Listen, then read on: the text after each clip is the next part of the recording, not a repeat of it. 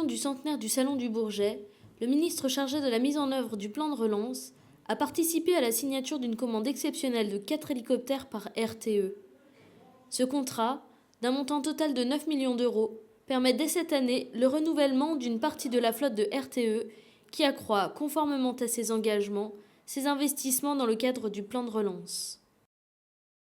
Nous sommes fidèles, je crois que nous sommes un des plus anciens hélicoptéristes civils en France.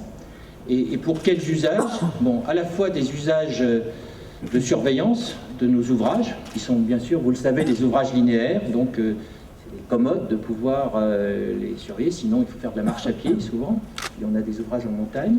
Deuxièmement, pour des travaux ou du portage, l'hélicoptère, notamment en zone de montagne, évite de faire des transports routiers qui auraient été sinon délicats.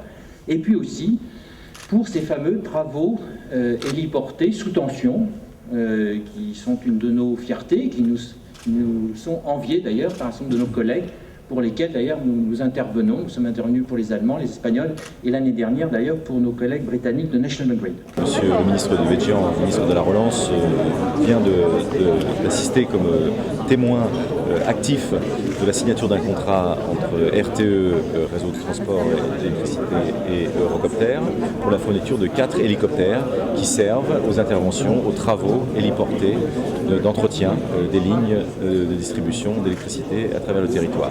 Je dois dire qu'à Eurocopter, nous sommes extrêmement fiers du type d'utilisation qui est fait par les services et les travaux héliportés filiales de RTE dans l'utilisation qui est faite de nos hélicoptères. Donc la maintenance des lignes est quelque chose qui est extrêmement utile et rendu possible uniquement grâce à l'hélicoptère.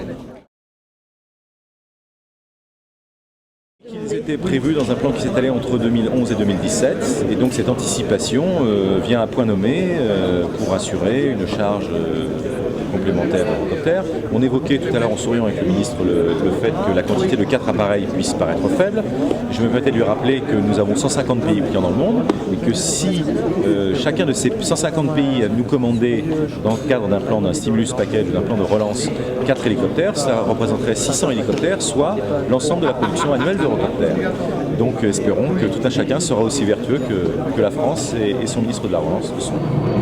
En fait, l'appareil qu'on va récupérer est plus puissant, donc ce qui va nous permettre de travailler avec un degré de sécurité encore plus élevé, et notamment dans le pilotage. Nous on appelle ça un confort de pilotage. C'est une manière de regarder plus dehors et moins les instruments, parce que lorsqu'on regarde les instruments, ça veut dire qu'on ne regarde pas dehors, et lorsqu'on ne regarde pas dehors, nous on est près des câbles. Donc ce confort de pilotage, ce n'est pas le confort physique, c'est un confort intellectuel où on sent beaucoup mieux. Donc c'est vraiment la machine idéale pour nous aujourd'hui dans la gamme des monomoteurs pour faire le travail que l'on fait. On fait entre 5 et 6 heures de vol par jour.